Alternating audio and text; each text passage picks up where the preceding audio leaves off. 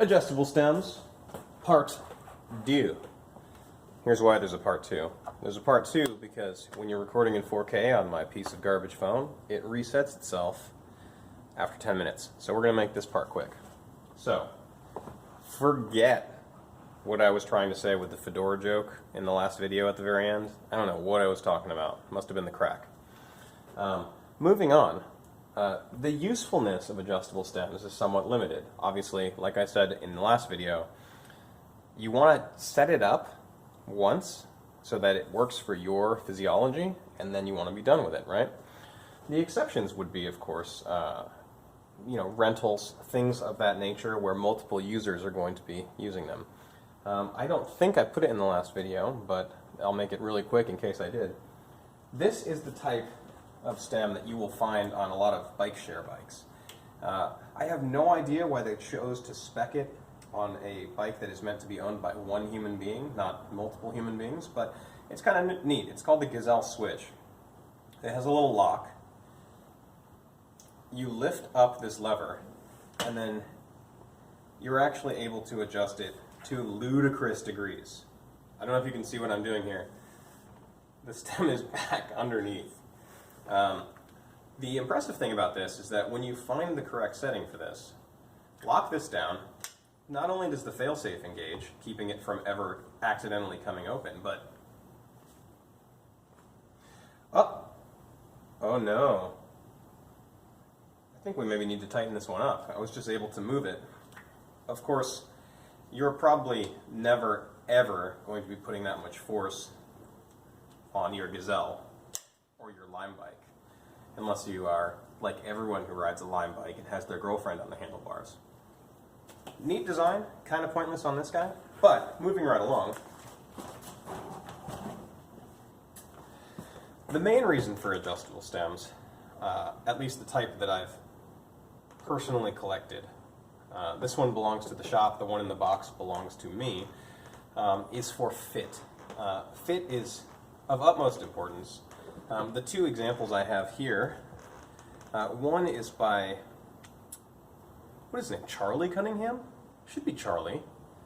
Anyway, it's Jackie Fallon's husband, the founder of WTB and maker of some of the most gorgeous aluminum mountain bikes from back in the day I've ever seen. Anyway, the cool thing about this one is it's rideable. You're able to actually install this, adjust it, and ride it until you figure out what you need. This is neat. This would have been from the era when what you would have done is you got your Bontrager race light or whatever, your Ritchie, and you would have borrowed or bought the Cunningham stem. Probably your local bike shop would have furnished it for you. You would have installed it and actually taken it on some rides, hopefully not too extreme, but figured out your personal angle and height and length. Angle is adjustable here. You can get super crazy if you want to.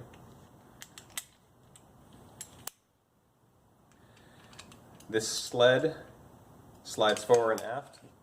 You lock it down using these, and it would have taken a 25-4 handlebar.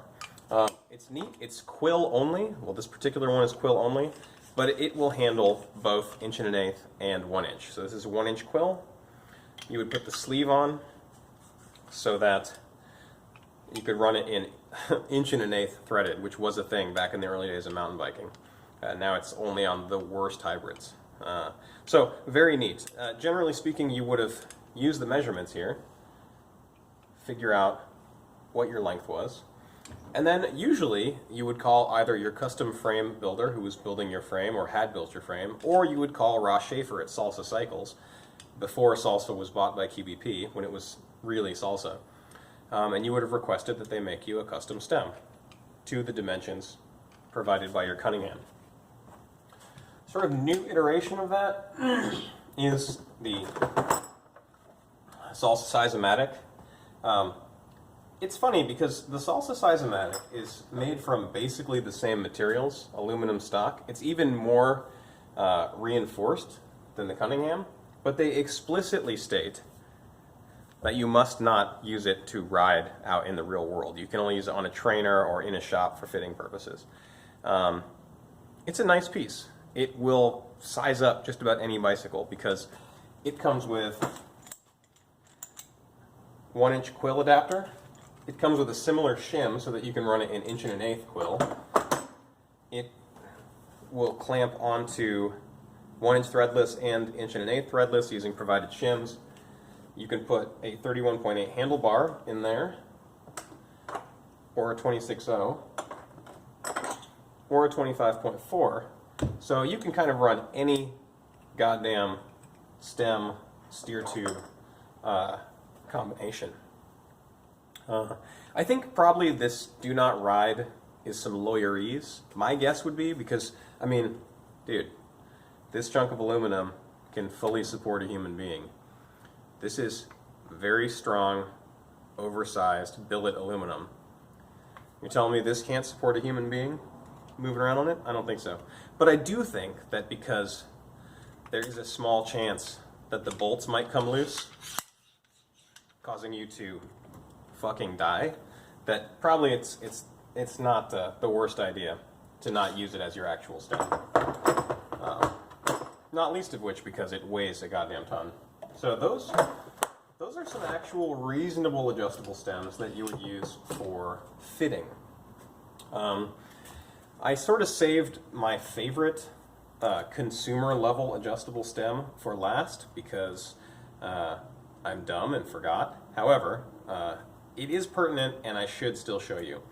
These Jamis, and actually there's a couple other brands that were using these as well, these ATS system stems, they're really neat, and here's why.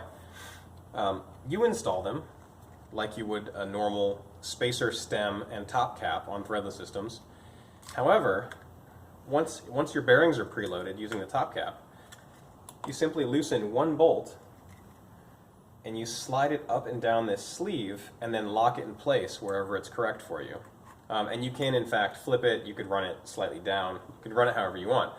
This is really cool because it ensures that the headset's not going to get messed up. You don't have to readjust everything when you're adjusting your stem height. But also, when installed, it actually looks kind of like just a normal stem. I mean, this one's beat up and garbagey, but they do look proper. So these are cool. They're way, way lighter than the bolt-together adjustable stems. And I just think it's a clever design. You can see how it works, right? So the inner bore of this is 1 1/8. And then the stem itself would never work on any other bike without the sleeve because it's slightly larger. A note on fit, and then I'll sign off for the night. Most people want to come up and back. Most non-avid cyclists, people who are just riding for fitness, people who just want to go around Green Lake or just ride on local bike paths, a lot of times up and back will fix their problem. If you have a disability, if you are getting on in the years and have arthritis or some sort of flexibility issue, or if you are an athlete who's looking to squeeze the best performance out of your equipment, it really does pay to go get a professional fit done. A professional fit, it does cost money, but at least reputable places, they really know what they're doing. And if you have a problem with bikes, if it's always painful to ride, or if you just can't seem to open up your lungs or your back hurts, whatever the problem is, these people are trained professionals and they will put you on a rig which will allow them to look at your body moving on the bike and make adjustments. They'll give you a little prescription. They will literally give you a piece of paper which shows what your bike should be. And then if you're having a custom bike built, the builder can build it to those specifications, or if you already own a bike, you could take it to a shop like ours, and what we would do is look at the sheet, and let's say you needed a stem to come down 2 degrees and come out by 10, we would figure out what those angles translated to and just sell you some stuff and assemble your bike. I mean, for us, up to and including 2 different crank lengths, 2 different crank spindle lengths, you know, we really will and can, hopefully most shops in your area can do this too, adjust a bike down to the finest detail so that you can be comfortable riding. It's worth it. This kind of goes against what I've always said, which is that cycling doesn't get easier, you just get faster. So, in other words, cycling never stops sucking and being painful, but you just get way, way faster at it. I always say that, but